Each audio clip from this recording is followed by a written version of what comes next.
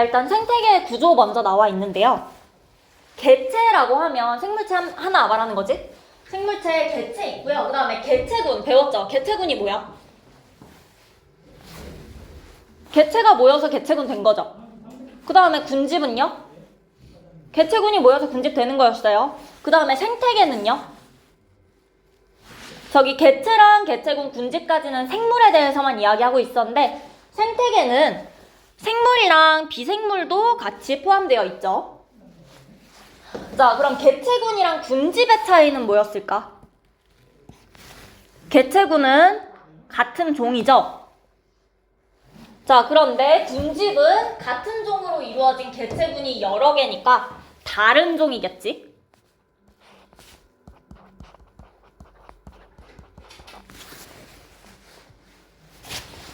그래서 개체군이랑 군집은 정확하게 구분을 해주셔야 되고요. 자, 그 다음에 생태계는 그래서 생물 요소랑 비생물 요소로 구분되는데 생물 요소는 뭐겠어? 생물이겠죠? 비생물 요소는 그거 말고 빛, 공기, 물, 온도, 토양 여러 가지 비생물적인 것들 이야기를 할 건데 자, 생물적 요소 세 가지로 나누고 있어요. 생산자, 소비자, 분해자 다 배우셨죠? 생산자가 뭐야? 생산자가 뭐야? 광합성하는 애들. 그 다음에 소비자는요? 소비자는 먹는 애들인 거야. 분해자는 그거 다시 분해하는 애들인데요. 자, 생산자는 뭔가를 생산하는 애고요. 소비자는요, 무언가를 소비하는 애고, 분해자는 무언가를 분해하는 애인데, 생산자는, 우리, 광합성 C가 어떻게 되나요? 뭐랑 뭐 필요하죠? 이산화탄소랑 뭐 필요해? 물 필요하죠? 그쵸? 지금 몰라서 가만히 있는 건 아니죠? 자, 그럼 뭐 만들어져요? 포도당 만들어지죠? 그쵸? 그리고 산소 나오죠? 맞아? 자, 얘 무기물이니 유기물이니? CO2는 아직 무기물이에요. 그쵸? 근데 포도당은요? 유기물이 됐죠? 생산자다라고 하면요. 무기물 가지고 유기물을 생산했다라는 뜻이야. 그 역할에 따라 되어 있는데 이 유기물을 만드느냐 아니면 분해하느냐 소비하느냐 이 뜻이거든요. 자, CO2 가지고 포도당 만들겠다는 거야. 자, 근데 소비자는 뭐냐? 만들어진 포도당 이거 먹겠다는 거예요. 그러면 포도당에서 또 다음 포도당으로 식물이 가지고 있었던 포도당을 1차 소비자가 먹는 거고 1차 소비자가 가지고 있었던 포도당을 2차 소비자가 먹는 거고 그치? 저희 포도당 말고 유기물이라고 하는 게 좀 더 맞지만 어쨌든 소비자는요 유기물에서 유기물로 변화가 없어요. 그냥 소비만 할 거야. 자, 그 다음에 분해자는 뭐냐? 포도당 가지고 다시 CO2 만든다 생각하시면 돼요. 이 유기물을 다시 무기물로 분해하는 거야. 유기물의 입장에서 생각하시는 거예요. 유기물을 생산하느냐, 유기물을 그냥 소비하느냐, 유기물을 분해해서 무기물로 되돌려 놓느냐. 저 파란 색깔은 사실 정확하진 않아 쓰진 않아도 되는데 보라 색깔의 관점은 기억을 해주셔야 되고 그러다 보니까 무기물을 유기물로 만드는 과정이 광합성인 거죠. 그래서 여러분이 광합성하는 생물이다 라고 기억하시는 거예요. 자, 그래서 식물은 생산자 맞아요. 그 다음에 여러분 아마 식물성 플랑크톤 배우셨겠죠? 그 다음에 조류 되어 있는데 조류 옆에 보시면 예시 나와 있어요. 미역이랑 김이랑 다시마. 우리 이거 세 글자로 뭐라고 해요? 해조류라고 부르지. 바다 해자 붙여서 해조류라는 거예요. 이런 조류들도 광합성하고 있고요. 그 다음에 소비자 하시면 1차 소비자, 2차 소비자, 3차 소비자 기억나실까요? 1차 소비자는 식물 먹는 애였고요. 그러니까 생산자 먹는 애였고 그 다음에 2차 소비자는 이거 먹는 거, 3차는 이거 먹는 거 이야기했었죠.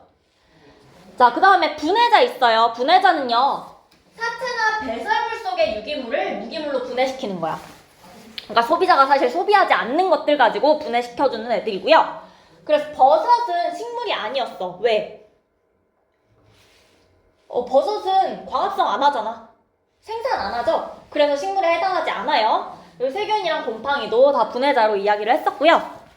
자, 그 다음에 옆에 작은 글씨로 독립영양생물, 종속영양생물 되어 있는데 독립적이 무슨 뜻이야? 독립적이다? 독립적이다. 그럼 종속되어 있다는 무슨 뜻이에요? 아는데 말하는 거라고 믿어볼게요. 자, 독립적이라는 건 혼자서 뭔가 된다는 거고, 종속되어 있다는 건 나 혼자서는 뭘 못하고 누군가랑 같이 해야 된다는 거야.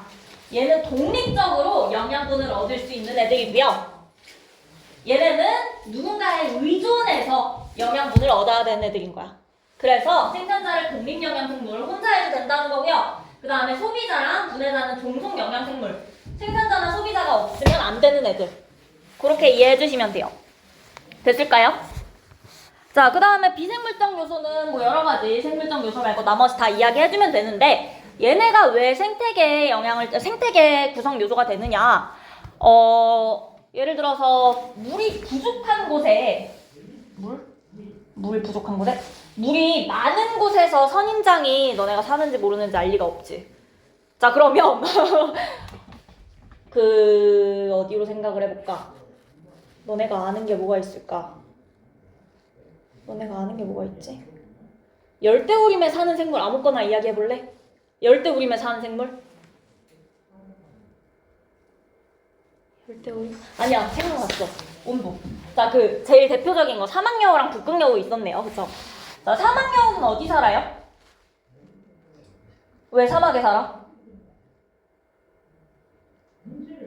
그러면 사막여우가 사막에 살게 됐을 때 그 사막여우의 특징 있죠? 특징이 뭐가 있었어요? 체구가 작고 또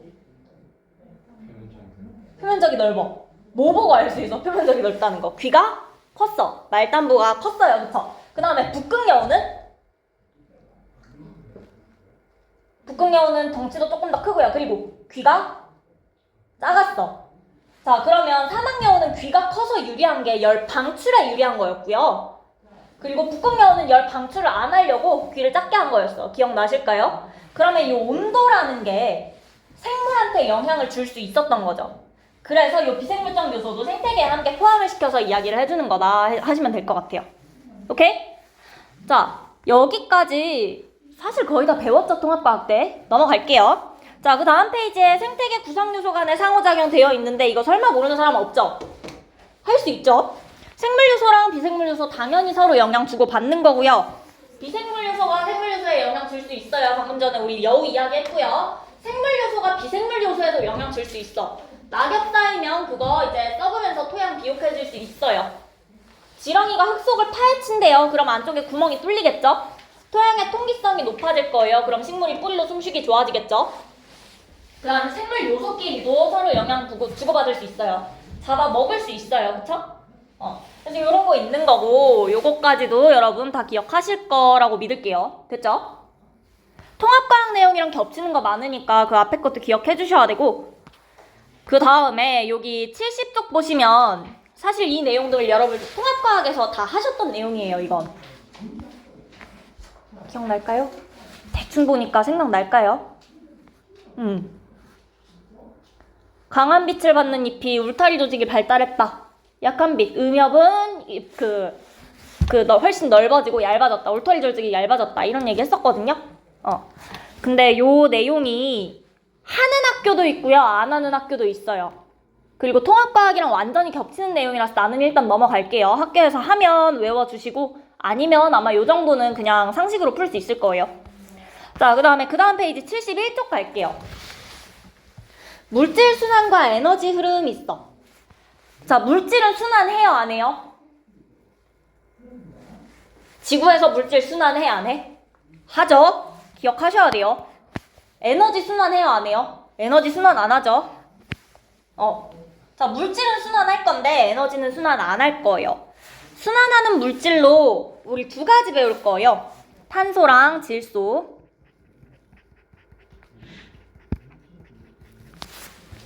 그 다음에 에너지는 순환 안 하고 한 가지 방향으로 흘러가서 빠져나갈 거고요. 자, 그러면 일단 물질 순환 밑에 탄소부터 볼게. 자, 탄소 순환 있어요. 탄소를 식물이 먼저 광합성으로 뭘로 바꿔 이산화탄소를? 포도당, 유기물로 바꿔야 되죠? 자, 포도당으로 바꿨어요. 그 다음에 생산자가 여기 식물일 거고, 자, 이걸 1차 소비자가 먹을 거야. 맞아? 1차 소비자를 2차 소비자가 먹을 거고요. 맞아요? 이 유기물이 이동한 거죠. 됐어요? 자, 유기물 이동할 거고요. 그 다음에 식물 호흡해 안 해? 호흡해요. 식물의 호흡 어떻게 일어나는 건데? 뭐를 분해해? 포도당 분해할 거예요. 산소랑 만나면 이산화탄소랑 물 나오죠? 그럼 식물도 호흡으로 다시 이산화탄소로 돌려내겠네요. 그쵸? 자, 1차 소비자도 호흡으로 이산화탄소를 돌려내겠죠. 우리 당연히 이산화탄소를 내보내고 있어요. 2차 소비자도 호흡으로 내보낼 수 있어요. 맞죠? 자, 그 다음으로 1차 소비자, 2차 소비자, 그리고 식물도 식물 낙엽이나 이런 거 있지. 고사들. 자, 사체 배설물 나와 있을 거고요. 분해자에 의해서 분해될 거예요. 무기물로. 맞죠? 됐지? 자, 그 다음에 요 사체 배설물이 쌓여. 화석연료 될 수 있어요. 그쵸? 자, 그 다음에 이 화석연료 인간이 어떻게 하고 있어? 태워요. 태우면 뭘로 돌아가요? 이산화탄소 나오죠? 요게 탄소순환이에요. 어려운 거 없고 처음 보시는 거 없죠, 요거는. 그치? 자, 그래서 탄소순환은 여러분 다 기억하는 거니까 요거는 요거 하나만. 탄소 같은 경우에는 이산화탄소의 형태로 대기 중에 존재할 수도 있고요. 탄산수소 이온 형태로 물에 녹아 있을 수도 있고요. 자주 까먹는 것 같아서 요것만 체크해 주시고, 탄소는 어려울 게 없어. 여러분 알고 있고요, 이미. 이거는 틀리는 경우가 없는데 그 다음 페이지에 질소 순환이 문제예요. 문제는 아닌데 완전 처음 나오는 거긴 해요. 자, 우리 질소 왜 필요해? 질소 왜 필요해? 질소 어디에 필요해? 우리 몸 구성하는 물질 중에 질소 들어간 거 뭐 있어요? 단백질. 그치? 맞아요. 단백질. 질소 필요하단 말이야, 기본적으로. 그런데 질소 기억나시죠? 화학에서 저거 결합 어떻게 하고 있어요? 삼중결합하고 있어. 그게 무슨 뜻이야? 어마무지하게 안정하다는 뜻이죠? 그러면 요 질소 가지고 바로 이용할 수 있냐? 아니라는 거야. 질소를 바로 이용 못해서요. 우리가 이용하기 쉬운 이온의 형태로 바꿔줘야 돼요. 오케이? 자, 그래서 질소를 암모늄 이온으로 바꿔주는 애들을 우리가 질소 고정세균이다 라고 부를 거고요. 질소를 암모늄 이온으로 바꾸는 작용을 질소 고정 작용이라고 할 거야. 오케이? 자, 질소가 암모늄 이온이 되는 걸 질소 고정 작용이라고 하고, 질소 고정 세균에 의해서 일어날 거예요. 이게 첫 번째야. 자, 그 다음 두 번째로 이 암모늄 이온을 직접 생산자, 식물이 있을 수도 있는데 그거 말고요. 질산이온으로 바꾼 다음에 사용할 수도 있어요. 질산이온으로 바꿔준다고 질산화 작용이라고 할 거고요. 질산화 세균에 의해서 일어날 거예요. 오케이? 암모늄 이온을 질산이온으로 바꾸는 거 질산화 작용이고 질산화 세균에 의해서 일어나요. 됐을까요? 자, 그럼 질소를 이온의 형태로 바꿔놨으니까 이거 생산자가 이용할 수 있겠죠. 생산자가 이용해서 유기물 만드는 과정을 질소 동화작용이다 라고 부를 거야. 오케이? 합쳐가지고 뭔가 만든다는 거야. 질소 동화작용. 됐죠? 자, 그 다음으로 이 질산이온 만들어진 거 쓰지 못하고 남은 애들 있을 수 있죠. 그거는 탈질산화 세균이란 거에 의해서 질소로 바뀔 거예요. 질산이온이었는데 다시 질소로 바꿔준다 해서 탈질산화 작용이라고 부르고, 탈질산화 세균에 의해서 일어나요. 됐을까요? 자, 그 다음으로 공중방전 있을 수 있어. 공중방전이 무슨 뜻이야? 두 글자로 하면 번개치는 거죠? 번개치게 되면 그 에너지에 의해서 질산이온으로 바로 바뀔 거예요. 암모늄 이온 아니야. 질산이온으로 바뀔 거야. 공중방전으로. 자, 질산이온으로 바뀌게 되면 생산자가 질소 동화작용으로 유기물로 합성할 수 있는 거예요. 그쵸? 그 다음은 모소비자한테 넘어갈 거고요. 사체 배설물 분해자한테 넘어올 거고요. 이 분해자가 다시 이온의 형태로 돌려줄 거다. 요거 외우실 수 있을까요? 외우셔야죠. 뭐 어떡해요. 자, 요거 다 외워주시면 되는데 밑에 쓰여있는 내용 뭐가 많아 보이는데 내가 지금 이야기한 내용이랑 똑같은 내용이고요. 여기서 하나만 체크하자면 질소 고정 세균은요. 여러분 요거 적어도 요거 두 개는 이름을 외워주셔야 돼요. 남세균 이번에 추가된 거라서 프린트에 있을 수도 있고 없을 수도 있는데 뿌리옥 박테리아, 뿌리옥 세균 요거랑 아조토박터는 꼭 나올 거니까 요거 기억해 주시고요. 뿌리옥 세균, 뿌리옥 박테리아랑 같은 말이야.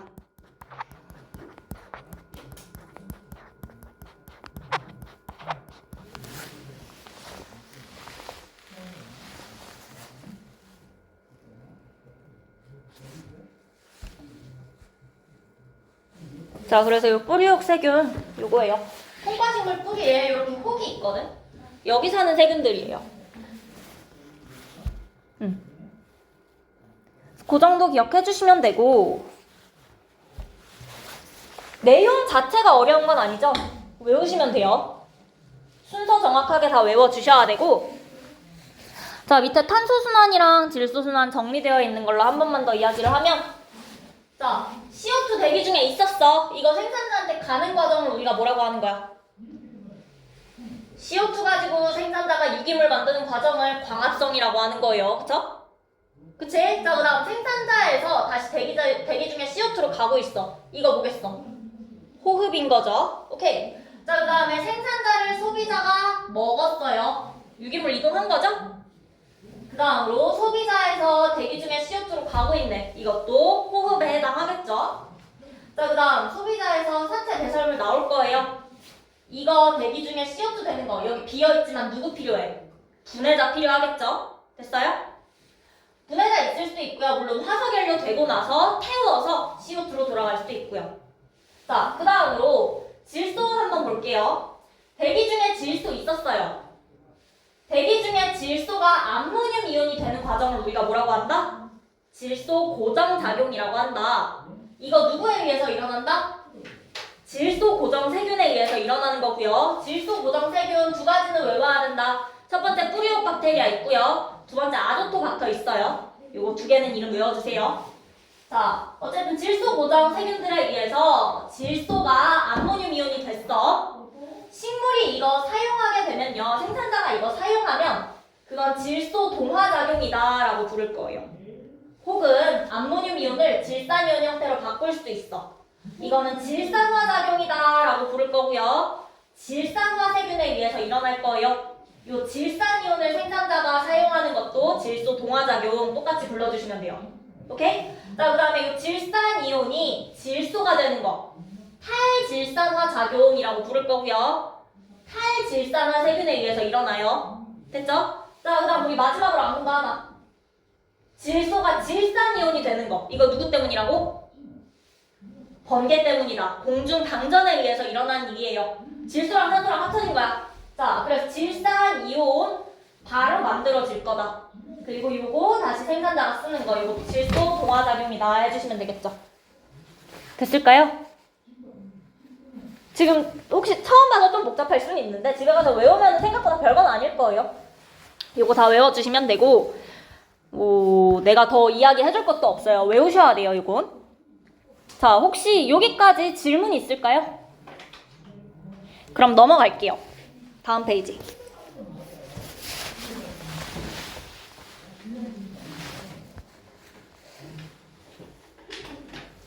자, 식물 군집에서 유기물 생산과 소비되어 있고 여러 가지 단어가 용어가 새로 나왔어요.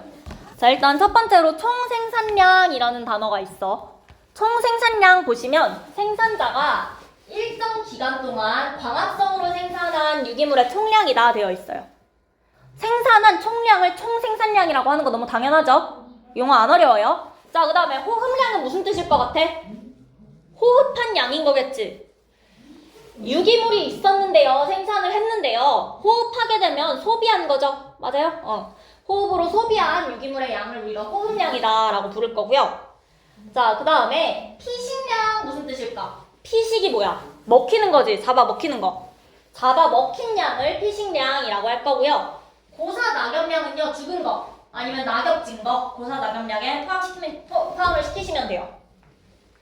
자, 그 다음에 성장량이다라고 하면 일단 순생산량 먼저 보시면 총 생산량이 요만큼 있었어. 총이 요만큼 있었는데 호흡을 했어요. 이거는 내가 만들고 내가 쓴 거야. 그치? 내가 만들고 내가 쓴 거라서 호흡량 따로 있고요. 그 나머지를 순생산량이라고 부를 거야. 이 순생산량 안에 먹힌 양, 피식량이 있고요. 그 다음에 죽거나 낙엽진 거, 고사 낙엽량 있어요. 자, 그러면 이거 두 개는 지금 식물을 이루고 있진 않지.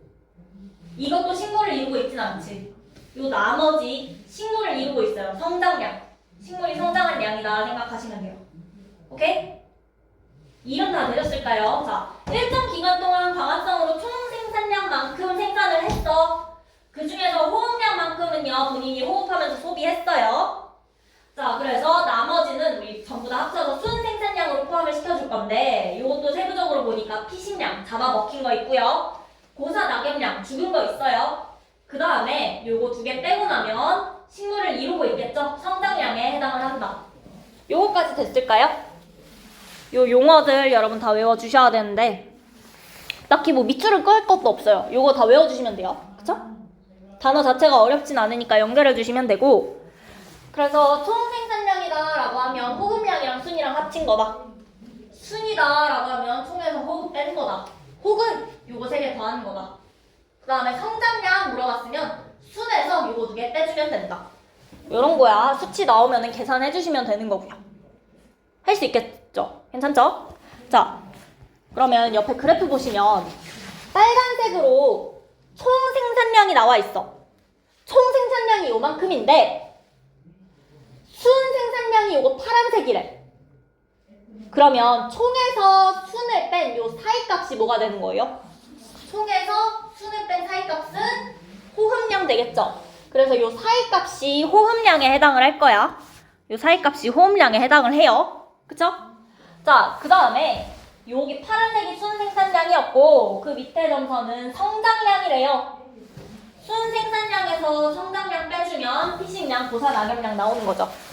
여기 남아있는 요만큼은 피식량이랑 고사, 낙엽량이다. 계산하실 수 있겠죠? 자, 요거 이해하셨을까요? 괜찮아요? 또 넘어갈게요. 자, 그 다음으로는 그럼 물질에 대해서 일단 위에서 이야기를 했었고 이제 에너지 흐름에 대해서 이야기를 해줄 건데 에너지 순환해 안 해? 순환 안 하죠? 그리고 열 에너지 형태로 생태계 밖으로 빠져나갈 거예요. 맞아요? 맞죠? 자, 그럼 에너지가 빠져나갔으면 그래도 나 에너지는 계속 필요하잖아. 그 에너지 공급 받아야 되죠? 누구한테 받는 거예요? 태양한테 받는 거죠? 태양으로부터 끊임없이 에너지 공급되어야 돼요. 자, 그래서 태양이 일단 있었어. 이 태양 에너지 가지고 생산자가 포도당 합성할 거예요. 그쵸? 에너지 요만큼 왔죠? 자, 그 다음에 이 에너지 호흡으로 열 에너지로 방출될 수도 있고요. 아니면 이 에너지 1차 소비자한테 먹힐 수도 있고요. 고사, 낙엽, 사체, 배설물로 나올 수도 있어요. 맞죠? 1차 소비자도 똑같아요. 호흡해서 나갈 수도 있고요. 2차 소비자한테 먹힐 수도 있고요. 사체, 배설물 나올 수도 있어요. 2차도 똑같아요.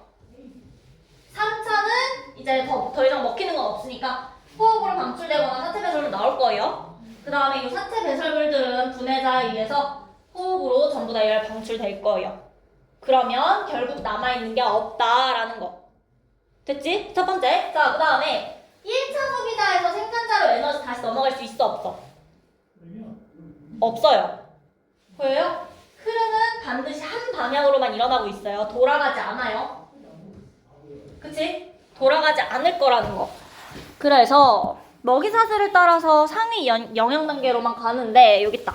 에너지 흐름은 한 방향으로만 흐를 거예요. 한 방향으로만 흐른다. 돌아가지 않는다. 됐죠? 자, 그 다음에 에너지 효율 있어요. 에너지 효율. 전 영양 단계, 예를 들어서 1차 소비자가 보유한 에너지의 총량이 200이었는데 2차한테 넘어간 게 20이래. 그럼 에너지 효율은 얼마야? 그렇지. 10% 해주시면 되는 거예요. 오케이? 그게 에너지 효율이다 라는 것까지. 혹시 여기까지 어려운 거 있을까요? 괜찮죠? 자, 그럼 다음 페이지에 생태계에서 에너지 흐름 나와 있고요. 숫자가 좀 나와 있어요.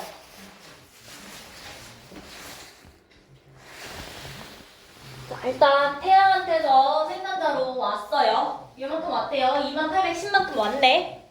자, 근데 생산자가 호흡으로 방출된 양이 얼마래? 11,977이래요. 그 다음에 사체 및 배설물 고산 악염량 5,465래요.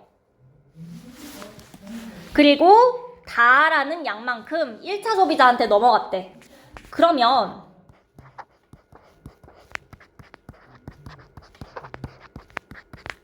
이거 다 더해주시면 얼마 나와야 되죠? 이거 나와야 되는 거 맞죠? 계산하면 다는 얼마예요? 잘 나와 있긴 하네요. 그쵸, 이거 맞겠지? 3,368이래. 자, 3,368만큼 넘어갔어. 이 3,368은요, 얘랑 더한 거랑 똑같아야 돼. 맞아? 1차 소비자가 열로 방출한 거, 사체 배설물 양, 그리고 2차 소비자한테 넘어간 거. 요거 합치면 3,368 나와야 된다는 거야. 자, 그 다음으로 여기 가랑 나랑 둘 다 비어있네요. 저거 어떻게 해야 돼? 가가 얼마야? 21이야. 왜? 3차가 21 가지고 있었으니까 21만큼 내보냈겠지. 맞죠? 가가 21이면 나는 얼마 돼야 돼요? 이거 더하기 이거 더하기 이거 요거 나와야 되는 거죠? 그래서 계산하시면 옆에 316 나온다고 되어 있네요. 됐을까요? 자, 그러면 에너지 효율은 어떻게 될까? 에너지 효율. 생산자는 우리가 태양의 빛 에너지 총량을 주는 경우가 있거든요. 그때 구할 수 있고, 일단 1차 소비자 먼저 볼게요. 전분의 현이라고 했어. 그치? 생산자가 가진 거 2810이었어요. 현한테 넘어온 거 3368이야. 요거 분의 요거 해주시고 퍼센트로 나타내주시면 16.18 정도 나온대요. 오케이? 자, 그 다음에 2차 소비자의 에너지 효율 하면 전분의 현 해주셔야 돼요. 3368분의 383 곱하기 100 해주시면 11.37 정도 나온다고 되어 있어요. 오케이? 자, 그 다음에 3차 소비자 에너지 효율은 요거 분의 요거 해서 5.48 정도 된다 나와 있어요. 오케이? 그런데 왜 이게 일단은 그렇다고 합니다. 그래서 에너지 효율까지 계산을 해주시면 되고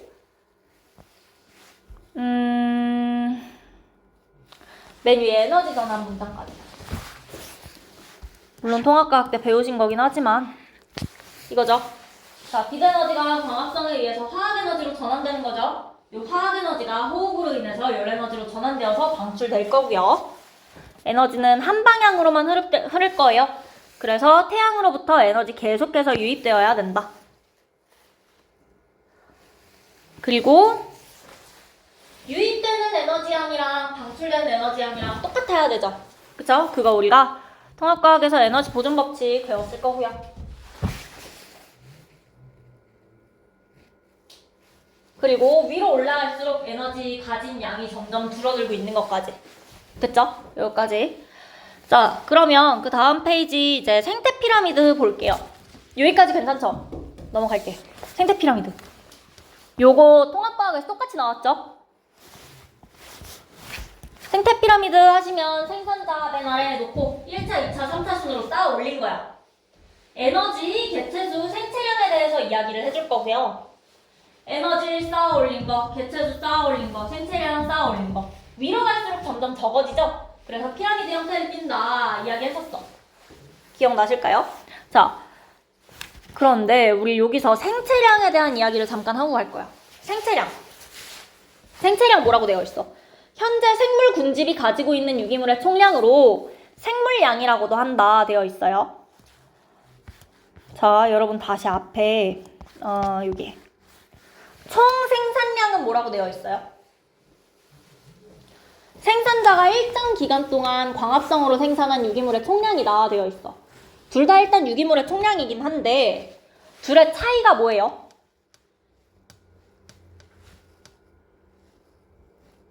둘의 차이가 도대체 무슨 느낌일까?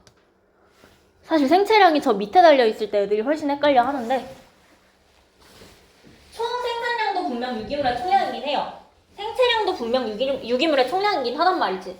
그런데 지금 여기 있는 애들은 내가 2015년부터 2025년까지 시간을 두고 그 시간 안에서 생산한 양이 얼만지, 호흡에 쓰인 양이 얼만지, 먹힌 게 얼마고 고산화염량이 얼만지, 그 다음에 성장량이 얼만지를 한 거야. 일정한 기간을 두고 계산하는 게 이 친구들인데요. 생체량은요, 현재 가지고 있는 총량이라고 되어 있거든. 그러니까 지금 딱 2025년 3월 14일에 2026년이네요. 6년 3월 14일에 가서 사진 딱 찍어서 지금 총량이 얼마인지 된 게 생체량이에요. 그래서 혹시라도 생체량이랑 총생산량이랑 섞여서 나온 문제 있으면 두 개 구분해서 문제를 풀어주셔야 돼요. 오케이? 생체량이다 라고 하면 지금 당장 딱 이 시점 이걸 이야기하는 거고, 총생산량 요거 배웠던 그 개념들은 어떤 일정 기간 동안에 일어난 일들이다. 요거는 한 시점 이야기하는 거고, 요거는 일정 기간을 두고 이야기하는 거더라.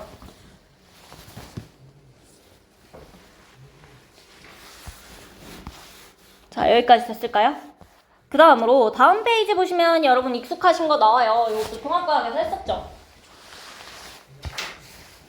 자, 평형 유지된 상태에 피라미드 예쁘게 쌓여 있어요. 그치? 자, 그러면 평형이 깨졌어. 1차 소비자가 증가해요. 그러면 2차 소비자는 어떻게 돼? 증가하지? 먹을 게 늘어났으니까. 그 다음에 생산자는 감소해요. 많이 먹혔으니까. 맞아? 자, 그 다음에 1차 소비자가 다시 줄어요. 왜? 먹을 게 없어져서. 그러고 나면 2차 소비자도 줄어요. 왜? 먹을 게 없어져서. 그 다음에 생산자는 다시 늘어나요. 왜? 덜 먹히니까. 맞아? 요 과정이랑 이거 기억, 니은, 디귿 비워놓고 순서대로 쓰세요. 이런 문제를 풀어보셨죠? 똑같이 나오니까 요거는 똑같이 풀어주시면 되고, 자, 그래서 생태계 평형이 일시적으로 깨지더라도 시간이 지나면 요 먹이사슬 통해서 평형 회복한다. 요 정도만 기억해 주시면 될 것 같고요. 그 다음에 파괴 요인 있는데요. 모르시는 내용 없죠? 자연재해, 사람의 활동. 당연하죠? 그리고 통합과학 때 배운 내용이랑 이것도 똑같은 내용이죠. 그치? 그 다음에 뭐 여기 외래생물, 뭐 환경오염 이것저것 다 있는데 어려울 거 없겠죠? 넘어가도 되겠죠? 이거 다시 하고 있기엔 좀 그렇죠? 쭉쭉 넘어갈게요. 요 밑에 탐구자료창 이런 거는 집에서 한번 읽어보시면 되는 내용이고요. 자, 쭉쭉 넘어가서 대표자료 분석 1번 갈게요.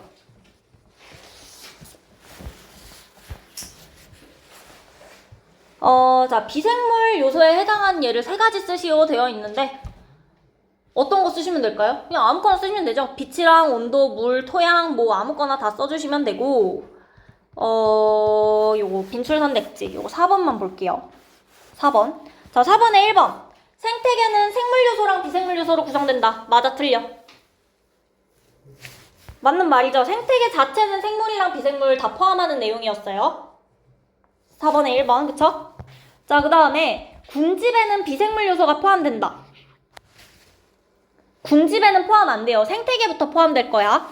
자, 그 다음에 생산자는 광합성을 하는 종속 영양 생물이다. 뭐가 틀렸죠? 종속이 아니라 독립 영양 생물로 바꿔주셔야 돼요. 자, 그 다음으로 생산자와 소비자에서 분해자로 유기물이 이동한다. 맞죠? 사체 배설물의 형태로 유기물이 이동할 거고요. 그 다음으로 강한 빛을 받는 잎이 약한 빛을 받는 잎보다 두꺼운 것은 가에 해당한다. 가 하시면 비생물이 생물한테 영향을 주는 거네. 맞아, 틀려? 맞죠? 비생물이 생물한테, 빛이 생물한테 영향을 준 케이스예요. 그 다음으로 질소구정 세균에 의해서 토양의 암모늄 이온이 증가하는 것. 나에 해당한다. 나는 생물이 비생물에 영향을 주는 거야. 맞죠? 질소고정 세균이라는 생물이요. 비생물, 토양에다가 영향 주고 있어요. 그 다음으로 사슴의 개체수가 증가해서 초원의 풀이 감소하는 것은 다에 해당한다. 사슴도 생물이고요. 초원의 풀도 생물이니까 다에 해당하는 내용 맞죠? 오케이? 자, 그 다음으로 대표자료 분석 2번. 자, 탄소순환이에요. A는 뭐고 B는 뭘까요, 여기서?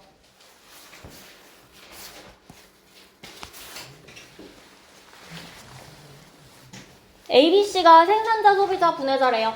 어떤 게 생산자야? A가 생산자야. 왜? CO2가 들어오는 과정이 있죠. 무기물이 들어오는 과정이 있으니까 얘가 생산자고요. 그 다음에 B가 소비자겠죠. C가 분해자예요.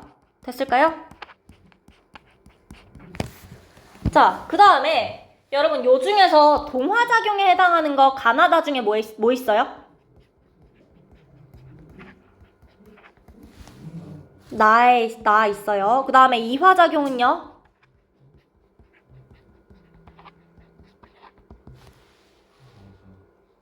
라고 얘기할까봐 물어봤어요. 둘 중 하나는 틀렸어요. 누가 틀렸을까?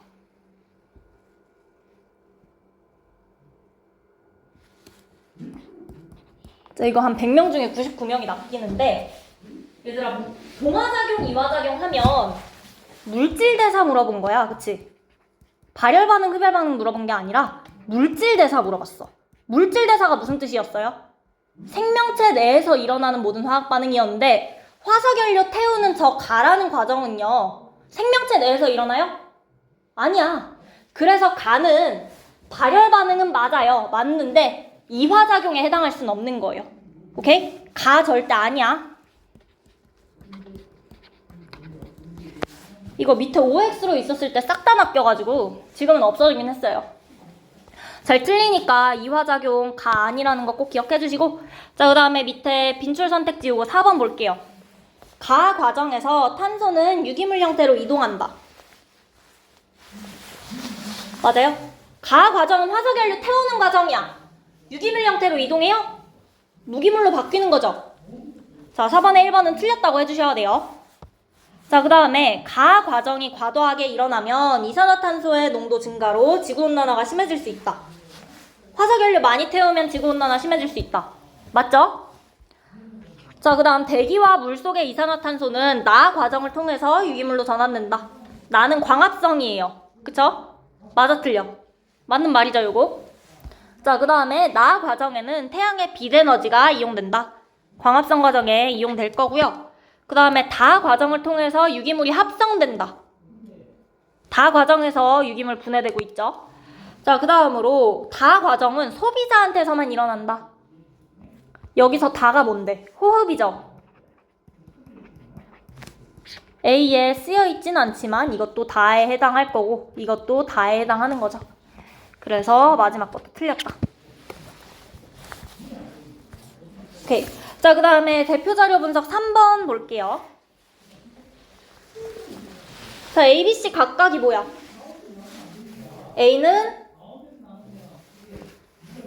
A가 소비자죠? B는요? 생산자죠? C는 남아있는 분해자 해주시면 되겠네요. 오케이? 자, 그럼 우리 가작용. 가를 뭐라고 한다 그랬어? 무슨 작용? 질소를 고정시키는 작용이다. 질소 고정작용. 그쵸? 어떤 세균에 의해서 일어난다? 질소 고정세균에 의해서 일어나는데요. 예시 2개 외우기로 했어요. 누구랑 누구? 뿌리옥, 그렇지. 뿌리옥 박테리아랑 뿌리옥 세균, 또 이름 좀 이상하게 생겼어요. 아조토박터다 라고 할 거야. 오케이? 자, 그 다음에 나 과정 무슨 작용이에요? 질산이 되는 거. 질산화 작용이다. 세균은 질산화 세균 해주시면 되겠죠? 오케이? 자, 그 다음 공중방전에 의해서는 질산이온으로 바로 바뀌고 있고요. 자, 그 다음에 다 과정은 무슨 작용이라고 하죠? 탈질산화 작용이다. 누구에 의해서 일어나니 하면 똑같이 탈질산화 세균이다 해주시면 되고요. 됐을까요? 자, 그럼 4번 볼게요. 식물은 질소기체를 직접 이용할 수 있다. 직접 이용을 못하니까 더 복잡한 과정을 거치는 거죠. 자, 그 다음에 뿌리옥세균, 아조토박터, 남세균은 가 과정에 관여한다. 질소 고정작용에 관여하는 거 맞고요. 그 다음 나는 탈질산화 세균에 의해서 질소기체로 환원되는 과정이다. 나는 질산화작용이었죠. 자, 그 다음에 C가 분해자지? 분해자는 생물의 사체나 배설물 속 질소 화합물을 암모늄 이온으로 분해한다.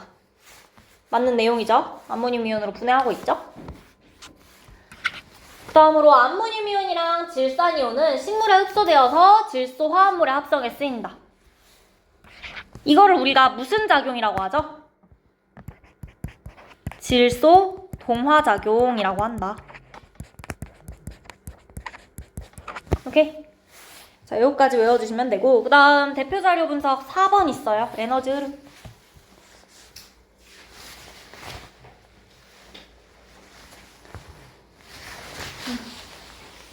태양의 빛에너지 20만이 들어왔어요. 생산자로 2,000 왔네요. 그쵸? 자, 그 다음에 1차 소비자로 얼마 갔어? 200만큼 갔대. 맞아? 그 다음에 2차로 30만큼 갔고요. 3차로 6만큼 갔고요. 자, 그러면 1차 소비자의 에너지 효율은 얼마야? 에너지 효율은? 그쵸? 2차 소비자의 에너지 효율은요? 그 다음에 3차 소비자는요? 왜 갑자기 계산이 느려졌죠? 20%죠? 오케이? 자, 그래서 에너지 효율. 1차 소비자의 에너지 효율 물어보면 생산자분의 1차 소비자 해주시는 거고, 2차 소비자 물어보면 1차분의 2차, 3차 물어보면 2차분의 3차 해서 계산해주시면 돼요. 자, 그러면 밑에 4번 문제 볼게요. 생태계에서 에너지는 한 방향으로 이동한다. 한 방향으로만 이동할 거라고 했죠. 돌아가지 않아요. 자, 그 다음 생태계에 유지되려면 누구로부터 에너지 공급돼야 된다? 태양이죠? 그럼 2번도 맞는 얘기고요. 자, 그 다음 생산자는 빛에너지를 화학에너지로 전환한다. 이 과정을 우리가 뭐라고 하는 거지? 광합성이라고 하는 거죠. 자, 그 다음으로 생산자가 합성한 유기물은 소비자를 거쳐서 다시 생산자에게 전달된다. 생산자가 합성한 유기물이 소비자를 거쳐서 다시 생산자에 전달되는 과정을 보신 적이 있을까요? 예. 이건 틀렸다 해주시면 되고요. 자, 그 다음 생태계로 유입되는 에너지양은 생태계 밖으로 방출되는 에너지양보다 많다. 뭐라고 바꾸셔야 돼요? 같아야 되죠. 그치? 유입량이랑 유출량이랑 똑같아야 될 거예요. 자, 그 다음 각 영양 단계가 가진 에너지양. 맞을까요? 생산자가 제일 많고 3차가 제일 적다. 그치? 생산자가 제일 많을 거고요. 점점 적어져야겠죠? 1차보다 2차가 많이 가질 수는 없고요. 2차보다 3차가 많이 가질 수는 없어요. 아이고. 자, 그 다음으로 생산자에서 1차로 이동한 에너지양은 2차에서 3차로 이동한 에너지양보다 적다. 생산자에서 1차로 이동한 양은 200이죠. 2차에서 3차로 이동한 양은 6이네요. 그쵸? 적을 수가 없죠. 자, 그래서 7번 X 해주시면 되고요. 자, 여기까지 이해되실까요? 괜찮을까요? 그러면 잠깐만. 자, 일단은 우리 여기까지 먼저 하고 10분 쉬었다가 9시에 여기 개체군부터 다시 할게요. 잠깐만. 자, 일단 개체군이다 라고 하면 개체가 모인 건데 개체 중에서도 같은 종인 애들끼리 모인 거죠. 같은 종인 애들끼리 모였을 때 우리가 개체군이다 라고 이야기를 하고, 내용이 다 뚝뚝 끊기는데 지금 디테일이 쫙 다 빠져가지고 연결이 없이 다 끊겨요. 내용이 그냥 좀 서술이 원래 이런 걸 어쩔 수 없으니까 일단 첫 번째로 이야기하고 있는 건 개체군의 밀도에 대해서 이야기를 할 거야. 너네 원래 알고 있는 밀도는 뭐야, 화학에서? 부피분의 질량 알고 있었죠? 비슷해요. 전체 공간분의 개체 숫자로 이야기하실 거예요. 요거를 우리가 개체군의 밀도다 이야기할 거야. 공간분의 개체수인 거는 꼭 기억해 주셔야 돼요. 그러니까 면적분의 개체수다. 이거를 우리가 개체군 밀도 이렇게 나타내 줄 거고요. 자, 그러면 개체군 밀도가 증가하려면 면적은 일단 그대로라고 치고 개체수가 어떻게 돼야 되는 거야? 늘어나야지 밀도가 증가하겠죠? 그러면 늘어나는 거에 뭐가 있느냐? 밑에 보시면 출생 있어요. 맞죠? 그 다음에 이입이라고 하면 이사 들어온다고. 이사 들어올 거예요, 밖에서. 출생이랑 이입에 의해서 개체수가 증가할 수 있어요. 개체군 밀도 증가하겠죠? 자, 그 다음에 감소시키는 요인 보시면 개체수가 줄어들면 돼요. 사망, 죽거나 이사 나가는 거예요. 이출. 요거 두 가지가 개체군 밀도를 감소시키는 요인으로 이야기를 할 거야. 그런데 그 안에서 요 안에서 태어나고 죽는 게 많겠니? 이사 들어오고 나가는 게 많겠니? 아무래도 태어나고 죽는 게 좀 더 큰 영향 주고 있겠죠. 이사 왔다 갔다 조금씩 나가는 것보다는 그 안에서 태어나는 개체들, 죽는 개체들이 더 큰 영향 줄 거다. 그 이야기가 요 밑에 쓰여 있는 얘기예요. 출생과 사망이 더 큰 영향 준다라는 거. 오케이. 자, 그 다음에 개체군 밀도에는 빛이나 온도, 서식공간, 먹이의 양 같은 이런 비생물 환경들 이런 것도 밀도에 영향을 준다 되어 있는데, 그러니까 온도가 갑자기 너무 추워졌어. 그럼 개체수가 줄어들겠죠? 맞아요. 이렇게 비생물 환경도 개체군의 밀도에 영향 줄 수 있구나 정도만 이해하시면 될 것 같고요. 어렵진 않죠? 자, 그 다음으로 개체군의 성장곡선 되어 있고요. 개체군 생장곡선도 같은 말인데, 개체군의 성장이야. 개체 말고 개체군. 개체군이 커지는지 줄어드는지 요걸 이야기할 건데, 자, 기본적으로 우리 이론적으로는 개체가 있었으면 처음에 한 2마리밖에 없었어도 얘네가 생식 능력이 있으니까 자식을 낳을 거예요. 그쵸? 자손을 번식을 할 거야. 번식을 하다 보면 2마리에서 한 2마리가 4마리만 낳아도 그럼 또 거기서 6마리에서 또 몇 마리씩 낳고 엄청 빠르게 증가하겠죠. 맞아요? 처음에 아무리 적어도 이론적으로는 빠르게 증가를 할 거야. 이게 이론상의 생장곡선이거든? 그런데 실제로는 이렇게 무한정 개체수가 늘어날 수 있어요? 왜? 먹이가 부족할 수도 있고, 또 맞아요. 면적이 모자랄 수도 있는 거고요. 그쵸? 자, 여러 가지 이유들 때문에 이렇게 무한정 늘어날 수가 없어. 이론적으로는 그냥 개체 수만 계산했을 땐 무한정 늘어나야 될 것 같아. 엄청 빠르게 증가해야 될 것 같은데 실제로는 그렇지 않고요. 일정 범위에서 멈춘다는 거야. 더 이상 증가할 수가 없다는 거예요. 오케이? 그래서 우리가 이거 J자 모형이죠? J자형 성장곡선이라고 할 거고요. 이론적으로는 이렇다는 거야. 이론상의 생장곡선이다 부를 거예요. 자, 그 다음에 S자죠? S자형 성장곡선이다 부를 거고, 실제로는 이런 식으로 나타날 거예요. 실제 성장곡선, 생장곡선 이야기할 거고요. 그러면 이론이랑 실제랑 차이 나는 이유가 뭐냐? 그 이유를 우리가 환경 저항이다 라고 할 거야. 요 차이. 누구 때문에 나타나니? 환경 저항 때문에 나타나요. 개체군의 성장을 억제하는 환경 요인이다. 이야기했던 먹이 부족 있을 수 있고요. 서식 공간 부족 있을 수 있어요. 환경 오염이라든지 아니면 노폐물 계속 나오겠죠. 배설물 같은 거 이런 거 축적될 수도 있고요. 그리고 많아지니까 경쟁이 있을 수도 있고요. 개체 수가 너무 많아지면 전염병이 돌 위험성도 늘어나겠죠. 그런 것들 때문에 쭉 증가하지 못하고 S자형 성장곡선을 그리게 되더라. 오케이, 요 차이 나타난 이유 환경 저항이라고 부를 거고요. 그 다음에 S자여서 요 범위 정도까지만 늘어나고 더 안 늘어날 거거든요. 그래서 우리가 요 범위를 환경 수용력이라고 부를 거야. 환경이 요 정도까지만 수용할 수 있는 능력이 있다는 거예요. 그래서 환경 수용력이라고 부른다. 환경 저항이랑 환경 수용력. 서식할 수 있는 개체군의 최대 크기를 환경 수용력이라고 생각하시면 돼요. 오케이? 자, 그러면 환경 저항은 T1일 때랑 T2일 때랑 환경 저항은 언제 더 커요? T2일 때 더 크겠죠? 지금 T1 시점에선 환경 저항 요만큼이야. T2에서는 안 보이지만 뭐 엄청 크겠죠? 그치? 그러면 개체수가 증가할수록 환경 저항이 점점 커지는 거죠. 그쵸? 그래서 환경 저항이 점점 커지기 때문에 증가하지 못한다라는 거. 환경 저항은 점점 커진다.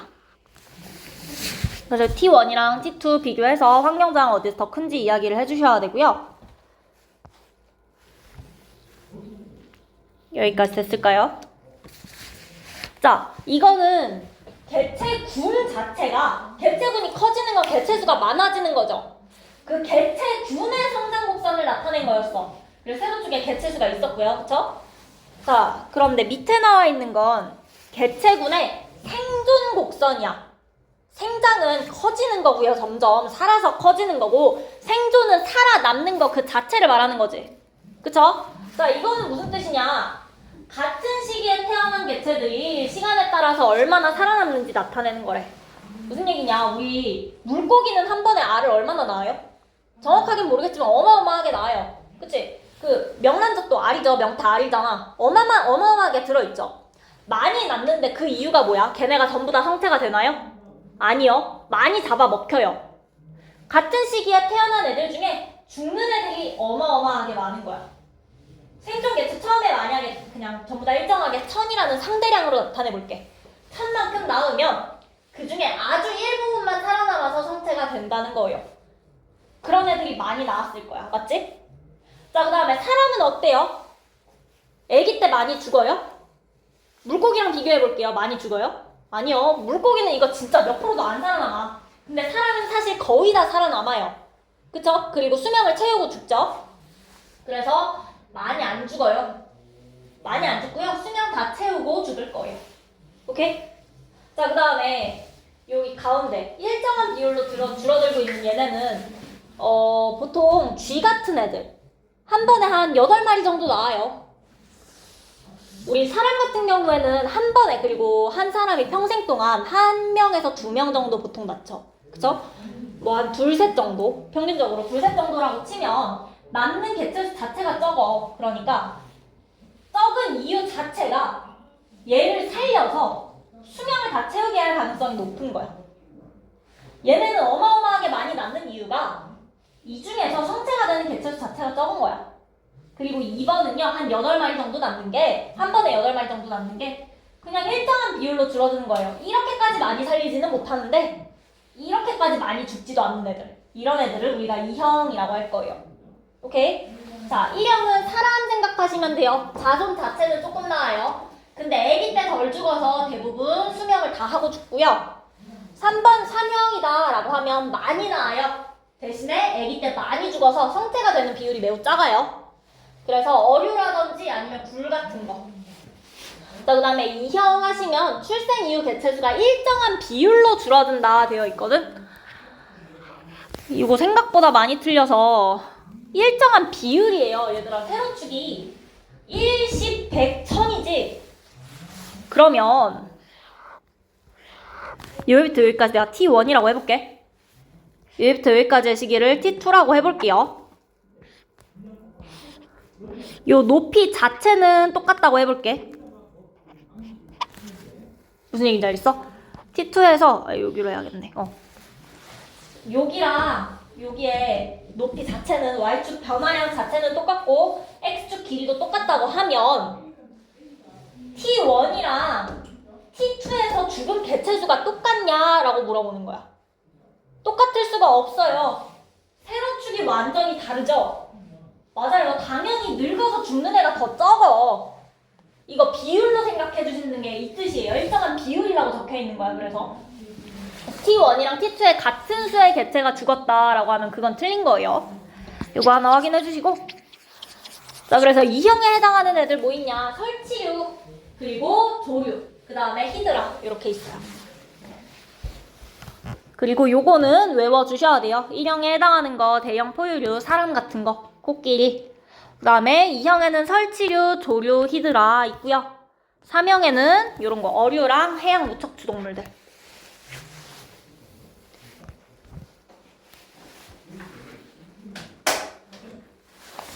됐을까요? 자, 그 다음에 옆에 사망률 곡선으로 나타낼 수도 있어. 자, 1형 같은 경우에는요, 이 사람 같은 거, 1형 같은 경우에는 초기에 많이 안 죽는다고 했죠? 수명을 다 채우고 많이 죽어요. 3형 같은 경우에는 초기 사망률이 높고요. 뒤로 갈수록 사망률 낮아지고 있어요. 그 다음에 2형은 일정한 비율로 줄어든다고 했지? 사망률 자체가 일정한 비율이다 라는 뜻이에요. 오케이? 그래서 요거 사망률 곡선이고요.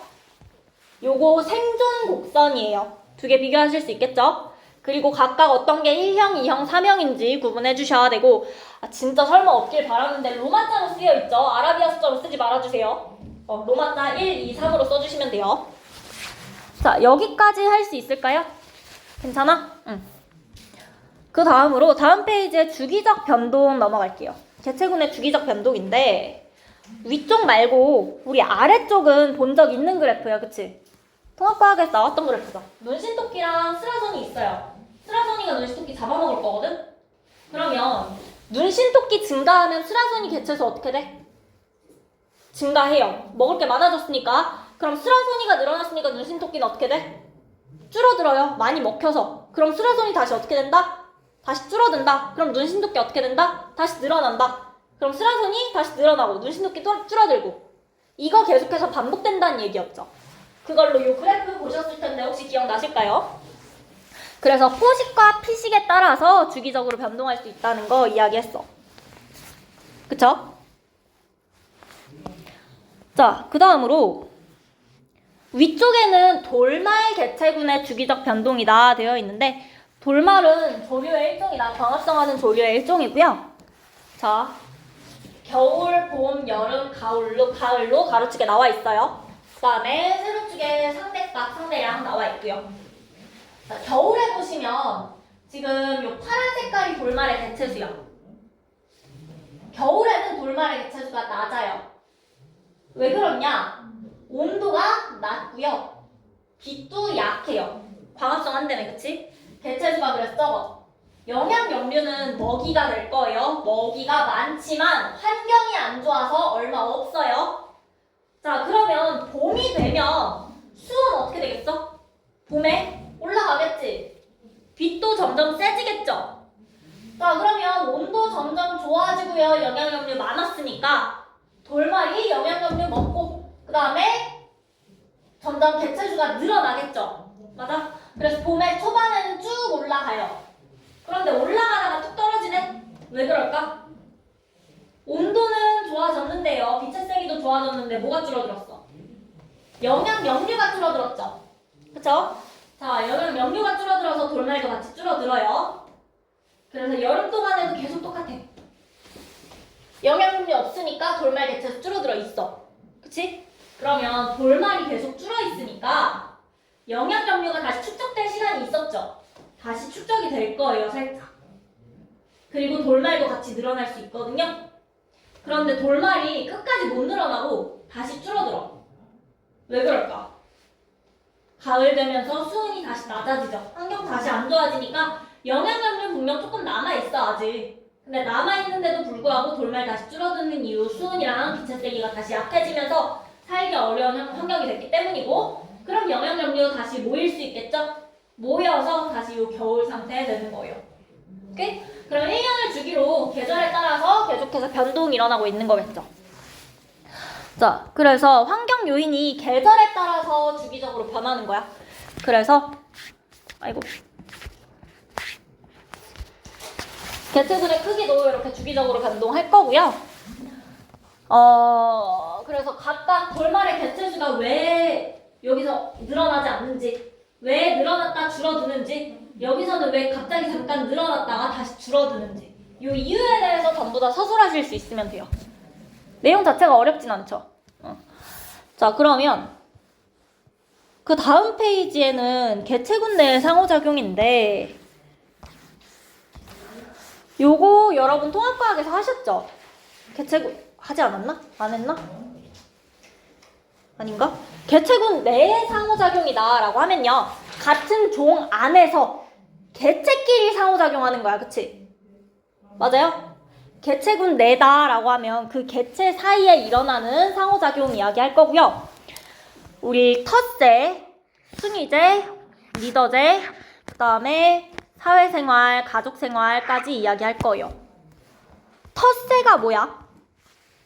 텃세가 무슨 뜻이야? 원래 거기에 있던 애들이 새로 들어온 애들 못 살게 구는 걸 우리가 텃세라고 하죠. 그치? 그거 텃세 부린다고 하잖아. 같은 뜻이에요. 먹이, 서식 공간, 배우자 같은 거 내가 차지하기 위해서 딱 이 영역을 만들고 그 다른 개체가 침입하지 못하도록 하는 거. 그래서 이렇게 세력권이라고 할 거거든요. 세력권이라고 하면 여기 내 영역이다 라고 생각하시면 돼요. 이 세력권을 확보하고 다른 개체의 침입을 막는 거. 자, 그리고 순위제다 라고 하면 무슨 뜻일까? 순위를 정하겠다는 거야. 1, 2, 3, 4등 정하겠다는 거. 이게 순위제고요. 순위 정해서 먹이나 배우자를 차지할 거예요. 자, 그 다음에 리더제 있어요. 리더제는요, 반장 뽑는 거예요. 오케이? 한 명만 뽑을 거야. 리더를 뽑을 거고요. 그 리더가 무리 전체를 이끌게 될 거야. 자, 그 다음에 사회생활 있어요. 사회생활 하시면 개미 같은 경우에 영원개미 있고요. 병정개미 있고요. 일개미 있고요. 수개미 따로 있고요. 그쵸? 그 다음에 벌도요. 여왕벌, 쑥벌 있고요. 그 다음에 일벌 있고요. 얘네 다 하는 일이 다르죠? 이렇게 서로 분업화해서 일하고 있는 거. 이 분업화된 사회를 형성하고 있는 거 우리가 사회생활이다 라고 이야기할 거고요. 그 다음에 가족생활은요. 뭐겠어요? 누구끼리 생활한다? 가족끼리 생활할 거다. 조금 어려운 말로 혈연관계에 있는 개체끼리 모일 거다. 됐을까요? 어렵지 않죠? 자, 이 중에서 순위제랑 리더제랑 헷갈리시면 안 되는 게 순위제는요. 1, 2, 3, 4, 5, 6, 7, 8 등수 매겠다는 거고 리더제는요. 반장 말고 나머지 애들 등수 매겨요? 아니죠. 반장 한 명만 뽑는 거지. 반장, 부반장, 그 다음에 세 번째 반장 이런 거 없죠. 자, 반장만 뽑는 걸 리더제고 순위제는 1, 2, 3, 4등 내는 거다. 요거 두 개 차이 기억해 주셔야 돼요. 됐을까요? 자, 그러면 그 다음으로 여러분이 외우셔야 되는 건 뭐냐? 예시 외워주셔야 돼요. 텃세 예시로 버들붕어랑 우리 은어 많이 이야기를 할 거고 그거 말고도 문제에서 많이 나오는 거 있으면 그런 거 따로 외워주셔야 되고 학교 프린트나 선생님이 강조하신 거 있으시면 그 예시는 따로 외워주셔야 돼요.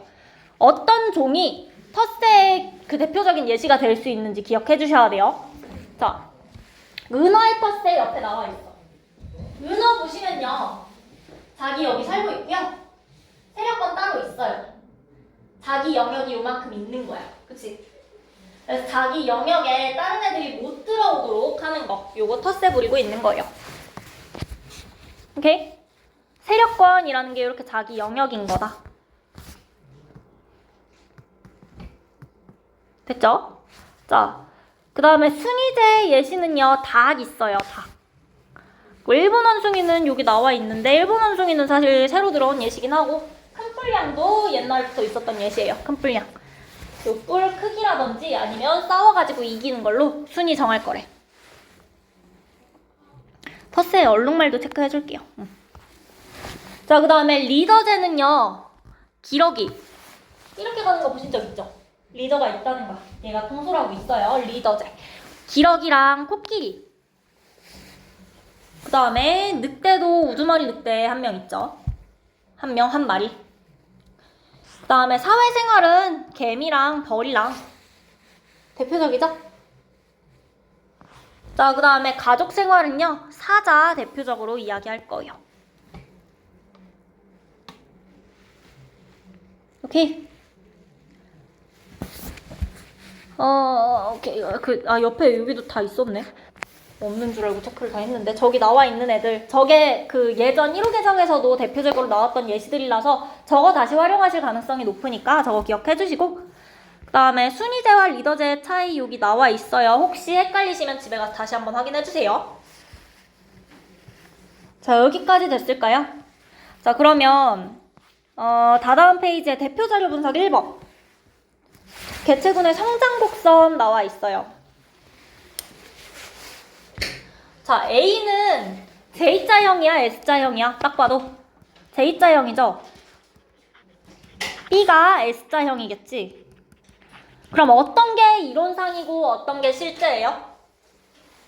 J자가 이론상의 성장 곡선이고 S자가 실제 성장 곡선이죠. 맞을까요? 자, 그 다음에 여기에 A 나와 있네요. 이 A는 뭐야?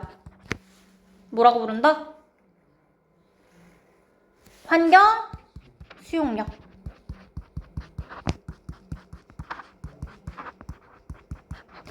자, 그 다음에 여기 요만큼의 요 차이 우리 뭐라고 부른다고 했죠? J랑 S 사이의 차이, 요거 환경 저항이라고 부르죠. 됐을까요? 자, 그러면 요건 3번이네요. 빈출 선택지 요거. 자, A는 이론상의 성장 곡선이다. A는 이론상의 성장 곡선이죠. J자형이고요. 그 다음에 A의 구간 1번에서 이 개체군에게 환경저항이 작용한다. A의 구간 1번에서 환경저항 작용해요. A는 환경저항을 안 받을 때를 이야기하고 있는 거지, 애초에. 그러면 환경저항 작용 안 하겠죠? 3번에 2번 X 쳐주시면 되고요. 그 다음에 구간 1번에서 단위 시간당 개체수 증가 속도. A랑 B 중에 누가 빨라? A가 더 빠르죠, 지금? 오케이. 그러면 3번은 맞는 거고, 그 다음에 4번에 B에서 환경저항은 구간 1이랑 2랑 누가 더 커? 2에서가 더 크죠? 그러면 4번은 틀렸다고 해주시면 되겠네요. 자, 그 다음에 5번에 B에서 이 개체군의 밀도는 3에서가 1에서보다 크다. 개체수 누가 더 많아? 3이 더 많죠? 그치? 그러면 3이 더 크겠죠, 밀도는. 면적은 일정하다라고 여기 단해서 단서 나와 있어요. 그쵸? 자, 그러면 5번 맞는 얘기고, 그 다음에 6번에 B의 구간 3번에서는 개체 사이에 경쟁이 일어나지 않는다. 아니야, 경쟁 일어날 거야. 그쵸? 경쟁 일어날 거라서 요 X 쳐주시면 돼요. 마지막은. 됐을까요? 그 다음에 대표자료 분석 2번 가볼게요. 종 A랑 B가 있대요. 어떤 게 눈신토끼고 어떤 게 슬라손일까?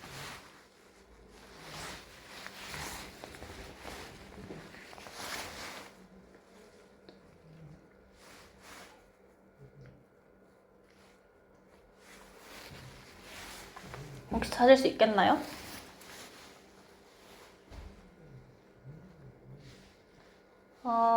눈신토끼랑 슬라소니 중에 누가 먼저 줄어들까? 가장 쭉 어디부터 좋든 어디부터 해도 괜찮으니까 누가 먼저 줄어들어요? 눈신토끼가 먼저 줄어들어. 슬라소니 늘어나면 먹혀서. 그럼 누가 먼저 늘어나요? 늘어나는 것도 눈신토끼가 먼저 늘어나요. 슬라손이 줄어들면 눈신토끼 늘어나고 그 다음에 슬라손이 늘어나죠. 맞아? 그러면 지금 파란 그래프랑 빨간 그래프 중에 먼저 줄어들고 먼저 늘어나고 어떤 거야? 파란 게 조금이라도 먼저 줄어들고 먼저 늘어나고 보여요? 조금이라도 시기가 A가 눈신토끼고요. B가 슬라손이에요. 먼저 줄어들고 혹은 먼저 늘어나고 이게 피식자로 구해주시면 돼요. 됐을까요? 자, 그러면 밑에 4번의 빈출 선택지 볼게요. A와 B는 한 개체군을 이룬다. 이거 뭘로 바꿔야지 맞는 문장돼요? 개체군을 군집으로 바꾸면 맞을 수 있겠죠? 자, 그 다음에 B는 A의 천적이다. 맞죠? B가 A 잡아 먹을 거고요. 그 다음에 T1일 때 A는 환경저항을 받지 않는다. 어떤 상황에서도 틀렸다고 하시면 돼요. 실제로는 어떤 상황에서도 환경저항을 받을 거거든요. 무조건 받는 거예요. 3번 틀렸다고 해주시면 되고, 그 다음에 4번 T1일 때 A의 개체군 밀도는 T2일 때 B의 개체군 밀도보다 크다.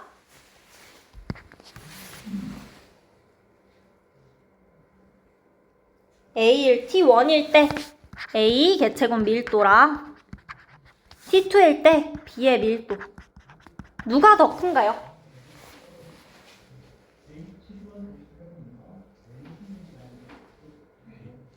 이거 무조건 A예요. 왜? 포식자가 피식자보다 많은 날이 올까? 안 와요. 자, 그래프 그래서요. A랑 B에서 세로축이 다르죠? 숫자가 달라. 보여요? 숫자가 달라. 이 지점에 있다고 A랑 B의 개체수가 같다는 뜻이 아니에요. A는 요만큼 있는 거고요. B는 요만큼 있는 거예요. 개체수 차이 어마어마하죠? 맞아요. P식자가 포식자보다 반드시 많을 거예요. 무조건 A 밀도가 많아야 돼. 그래서 요거 4번은 맞다라고 해주시면 되고요. 자, 그 다음에 5번 보시면 A가 사라지면 B의 개체수는 일시적으로 증가할 것이다. 눈신토끼 사라지면 스라소니가 일시적으로 증가할까요? 아니겠죠? 맞는 문장 바꿔주시려면 B랑 A 뒤집어 주시면 돼요. 맞을까요? 스라소니 사라지면 눈신토끼 일시적으로는 증가할 건데 결국 눈신토끼도 감소할 거야. 왜? 여기서 스라소니 제거하면 눈신토끼는 잠깐 증가할 거예요. 근데 눈신토끼 결국 줄어들 거거든? 왜 그럴까요? 뭐가 사라져? 식물이 사라지지. 눈신토끼가 먹을 먹이가 사라지니까 눈신토끼도 결국 줄어들 거예요. 자, 그 다음으로 6번 보시면 A와 B의 개체수 변화는 대략 10년을 주기로 반복된다. 그래프 보시면 10년 요만큼 아니네? 요렇게네요. 10년을 주기로 반복되는 거 맞나요? 10년 정도 주기로 이렇게 내려갔다 올라갔다 이거 반복되고 있네요. 자, 그러면 마지막 6번은 맞다 해주시면 될 것 같아요. 됐을까요? 자, 일단 내가 오늘 개념을 더 나가진 않을 거거든요. 숙제는 완자는 규식 4쪽까지 먼저 해주시고 그 다음에 여러분 기출픽은 이거 아닌데? 이거 아닌데? 잠깐만.